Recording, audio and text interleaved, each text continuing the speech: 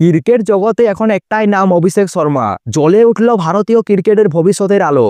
Asia কাপের মঞ্চে নিজের আগুনের ফর্ম ধরে রাখলেন এই বাঁহাতি ব্যাটার। শ্রীলঙ্কার বিরুদ্ধে এই ম্যাচটি ছিল নিয়ম রক্ষার ম্যাচ। সেই ম্যাচেও নিজের রেকর্ড বানিয়ে নিলেন তিনি। শুধু দলের জয় নয়, এই যুবকের ব্যাটে খেলা হলো এশিয়া কাপের এক নতুন ইতিহাস। এশিয়া কাপে নতুন রেকর্ড গড়লেন অভিষেক শর্মা। টি-20 ফরম্যাটে এখন তিনি সর্বোচ্চ রান সংগ্রাহক। ফাইনালে সুযোগ রয়েছে তার সর্বকালে সেরা হওয়া।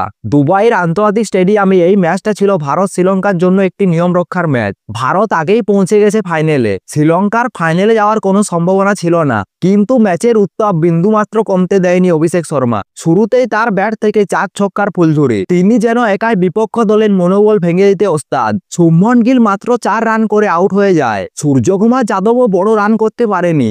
এটা নিঃসন্দেহে টিম ইন্ডিয়ার জন্য কিছুটা চিন্তা রাখবে। তবে অভিষেকের লক্ষ্য ছিল অবিচল। মাত্র 31 বলে 61 রানের একটি ঝোড়ো ইনিংস খেলেন।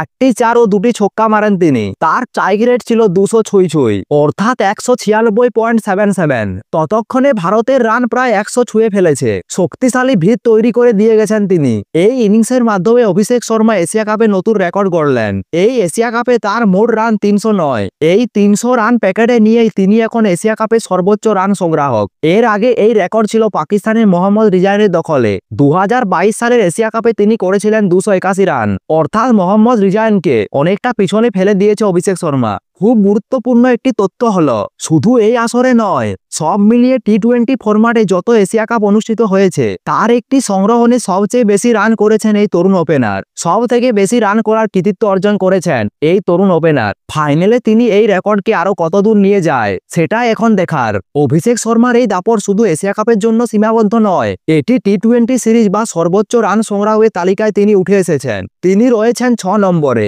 তার উপরে রয়েছে ক্রিকেটের কিংবদন্তিরা। চলুন দেখে নিই সেই তালিকা। 331 রানে 1 নম্বরে রয়েছে ফিল সল্ট। 319 রানে 2 নম্বরে রয়েছে বিরাট কোহলি। 316 রানে 4 নম্বরে রয়েছে মোহাম্মদ রিজায়ান। 309 রান করে অভিষেক শর্মা রয়েছে 6 নম্বরে।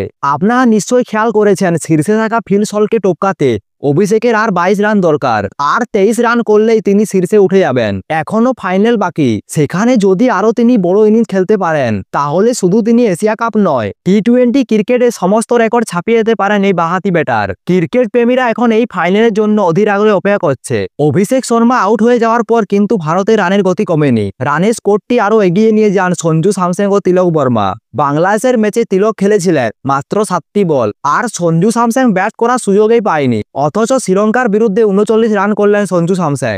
আর তিলক বর্মা আউটই হয়নি, তিনি করেছেন 49 রান। শেষে অক্ষর প্যাটেলও 21 রানের একটি কার্যত ইনিংস খেলেন। শেষ পর্যন্ত 5 উইকেট হারিয়ে ভারত 20 ওভারে 202 রান করে ফেলেন।